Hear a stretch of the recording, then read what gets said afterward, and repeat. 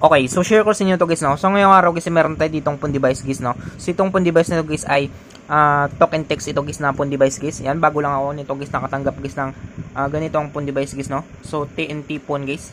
Yan, so ito na guys yung phone guys ng talk and text ata guys na smartphone 5G panalo. Ito ata, ito guys yung phone device nito guys. Yan. So yung issue guys ng phone device nito guys ay blackout ito guys, no. So parang patay ito guys yung phone device nito. Yan, so try natin guys pandarin kapag meron siyang response guys, no. Yan. So wala siyang response guys.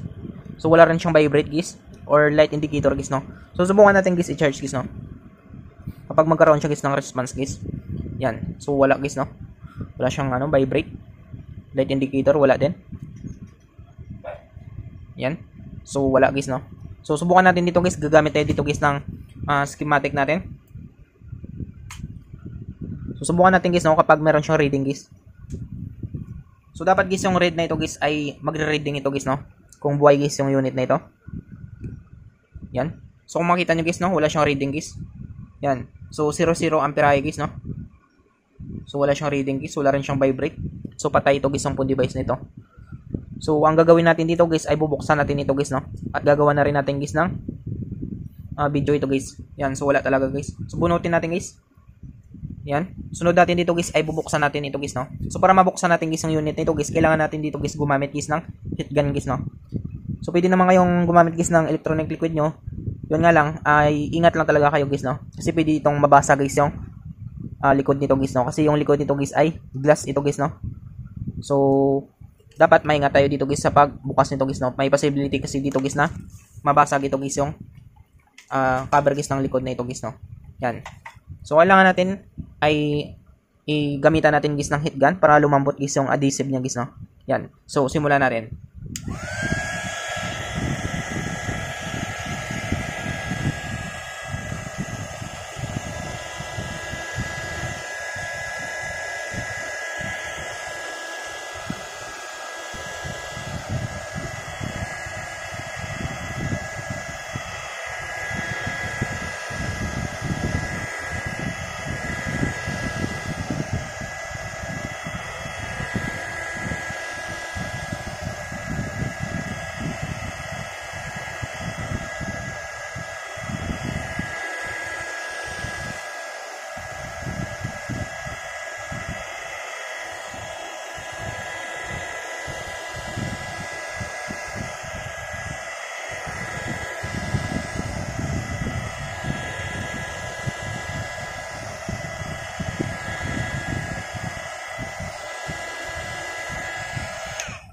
So ayan siya guys, no.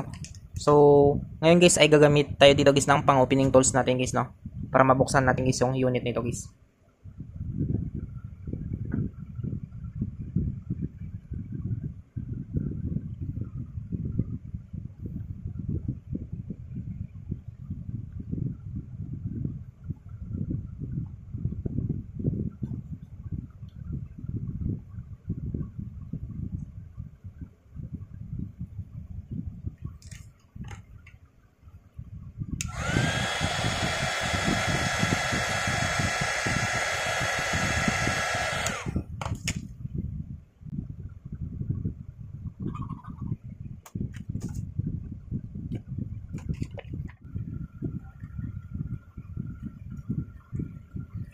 So ayan siya guys, no. So nabuksan natin guys.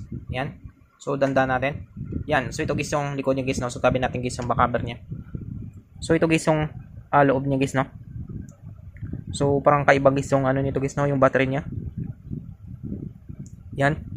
So ang gagawin natin dito guys, tanggalin natin guys lahat guys ng mga bolts niya guys, no.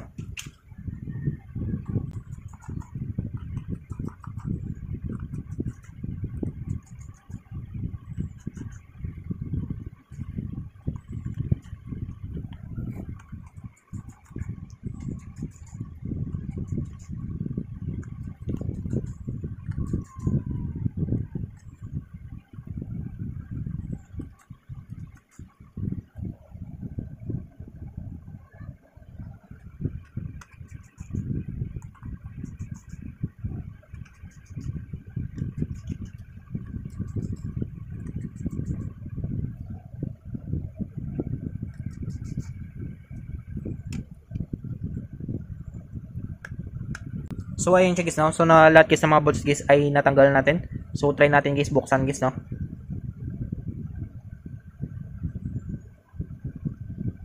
So tanggalin muna natin guys yung SIM tray niya. So inanap ko pala guys yung SIM tray niya guys, no. Dito lang pala guys, malapit guys sa ano niya. Dito guys sa charging port niya guys, no.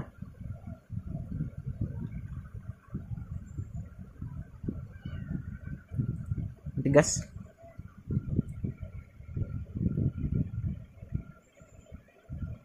Yan.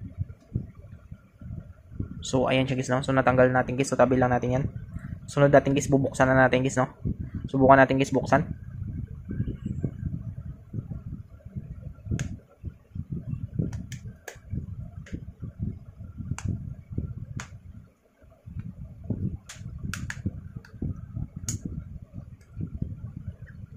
So ayan siya guys, no.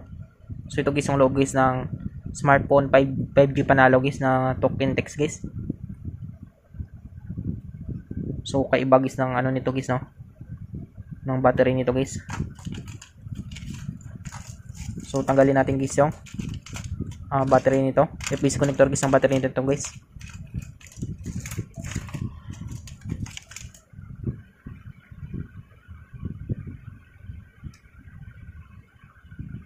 Yan. So tester natin guys yung board niya guys, no. So gamit tayo dito guys ng analog tester natin guys. So check natin guys, no. Yan.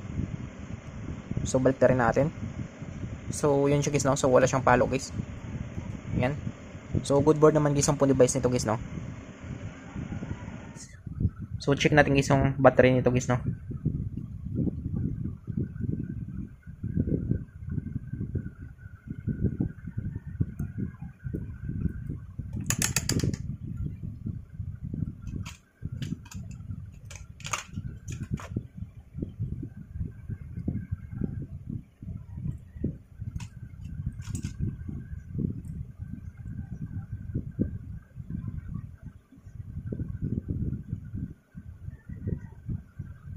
So okay naman guys yung ano niya. Yan. So goods guys yung battery niya guys na may palo guys.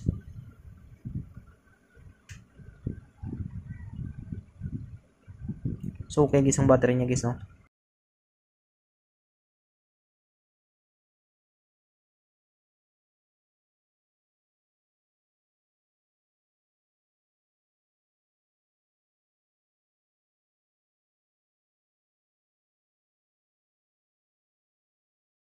So subukan natin guys.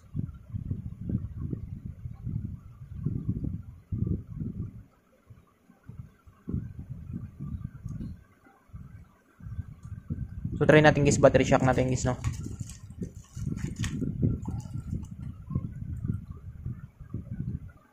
So hanap tayo dito guys ng terminal niya. So ito subukan natin.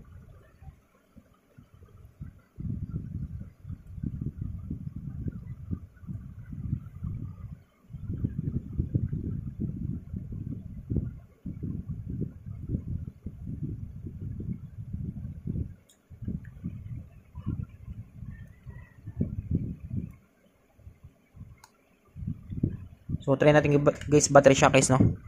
Subukan natin.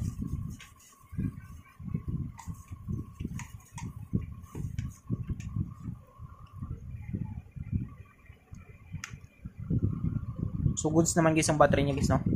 1.9. Yan. So battery shock lang natin guys. Mga ilang minutes lang guys.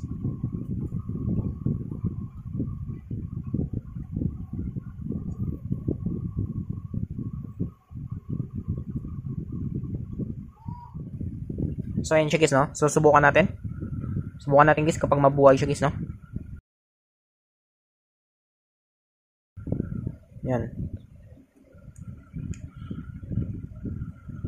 So subukan natin guys pag mabuhay siya. Yan. So makita niyo guys, no, nabuhay siya guys. Yan. So pwedeng na-drain lang guys yung battery nito guys, no. Yan, so buhay na siya guys.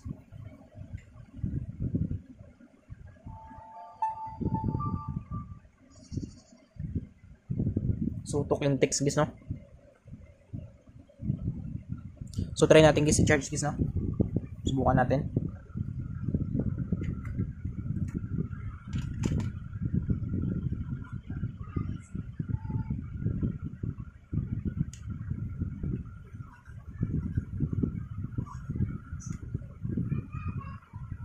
So ayan siya guys, no? So kumarga na siya guys. Yan.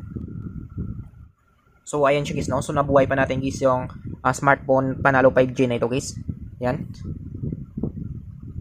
So ganun lang kadali guys, no? Kung paano natin guys ma-check guys yung phone device natin na hindi umandar guys or patay guys, no? So una, battery shock muna natin. Subukan natin guys sa battery niya. Yan. So yung nasubukan natin guys yung battery niya, yun. So nabuhay pa natin guys, no? Na battery shock lang natin guys yung battery nito guys. Yan. So I hope guys na makatulong sa inyo itong video tutorial natin. Sa mga bago pa lang sa ating channel guys, no? Huwag natin kalimutan guys i-click guys yung subscribe at yung notification bell button para ma-update ko kayo guys sa susunod natin guys na video tutorial. Thank you guys and God bless sa lahat.